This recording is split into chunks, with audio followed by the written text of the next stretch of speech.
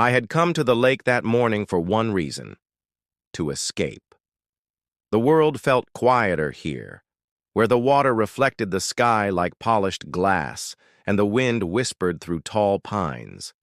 But peace is fragile, and mine shattered when a voice, sharp as broken glass, cut through the still air. "Excuse me, you can't be here!" I turned slowly, already suspecting the type. There she stood, an HOA enforcer in every sense, the kind of woman who carried a clipboard in her mind even if her hands were empty. She wore immaculate khaki pants, a pastel sweater, and a look that could curdle milk. She had the confidence of someone who believed the world was her personal cul-de-sac. The problem? This wasn't her property. Not even close. I asked, "Is there a problem?" She stepped closer, eyes narrowing as if scanning me for infractions. "Yes, you're trespassing. This is private lake access, and I know everyone who's supposed to be here. You're not one of them." I resisted the urge to laugh. I had more right to be here than she could imagine, but revealing that too soon would ruin the fun. I calmly said, "Actually, I'm allowed to be here." She scoffed and pulled out her phone like a gunfighter drawing at high noon. "We'll see about that," she said, already dialing 911. Her voice carried over the water as she reported me like I was some dangerous fugitive. "Yes, there's a suspicious man by the lake. He's refusing to leave. I feel unsafe." I stood there in silence, watching ducks paddle by, wondering how someone could take themselves so seriously. Within minutes, the sound of sirens grew louder. She crossed her arms, her smugness thick enough to taste. "You're going to regret this," she muttered. That was funny because I was thinking the same thing about her. The squad car pulled up, gravel crunching under the tires. 2 officers stepped out, their body language all business. One approached me. "Sir, can we see some ID?" Before I could speak, Karen jumped in, pointing at me like she was unveiling a criminal. "That's him.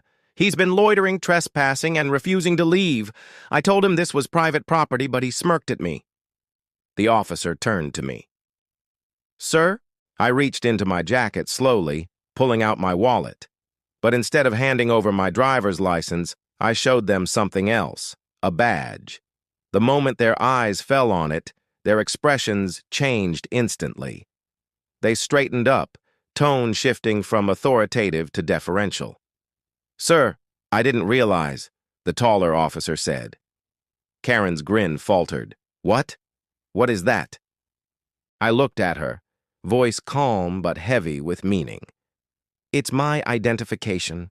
I'm a federal agent, and incidentally, I also oversee this entire lake and surrounding land for my department." Her mouth opened and closed like a fish gasping for air. The officers glanced at each other. One addressed her. "Ma'am, this man is not trespassing. He's actually here as part of his official duties." Her face turned crimson. "That's impossible. I've lived here for 15 years. I know who's supposed to be here." I smiled. "Then I suppose you've been misinformed for 15 years. The officers suggested she head back home and stop interfering with official business. She sputtered, "Official business? He was just sitting there." I turned back to the lake. Sometimes official business looks like watching over a peaceful shoreline. One officer nodded. Karen stomped off, muttering under her breath. Her power deflated like a balloon meeting a cactus. Once she was out of earshot, the shorter officer chuckled. "I've dealt with her before. She calls us about kids selling lemonade without permits." I raised an eyebrow. "Sounds like she's a real community treasure." We all laughed, and they left me to my quiet morning. But peace never truly returned that day. Hours later, I heard her voice again, this time across the street as I packed my gear. She was talking to another neighbor, gesturing wildly toward me. I could read her lips. "He's dangerous. I'm telling you, something's not right." Her audience didn't seem convinced. That evening, she filed a formal complaint with the HOA, demanding I be barred from the lake.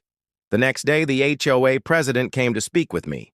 To his credit, he was polite, but the moment I showed him my credentials and explained my jurisdiction, the color drained from his face. I had no idea, he stammered. We'll make sure this doesn't happen again. I wasn't interested in punishing anyone, except Karen. A week later, during a scheduled community meeting I had every right to attend, I sat quietly while residents voiced concerns about parking and trash pickup. When the floor opened for new business, I raised my hand. The HOA president looked uneasy, but let me speak. I calmly explained the importance of preserving the lake's ecosystem, the federal protections in place, and the penalties for interference with an officer in the line of duty. Then I glanced at Karen, letting my gaze linger long enough to make her shift uncomfortably. I finished with, if anyone here ever feels concerned about someone's presence by the lake, I encourage you to approach them politely, or call me directly. My card is available. I placed a stack on the table. Karen didn't take one. From that day forward, she avoided me entirely. No more shouting across the street, no more police calls. In a strange way, I think I gave her the one thing she never expected, boundaries she couldn't cross. And for me, that quiet shoreline became even more peaceful, not because it was free of noise, but because it was free of her. Life has a way of revealing true colors when authority enters the picture. Some adapt, some crumble.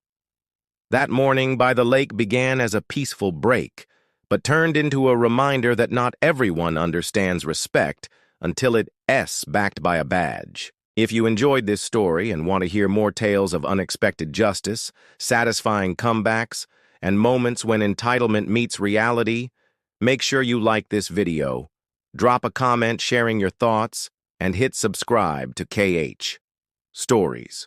Your support keeps these stories coming, and I can't wait to share the next one with you.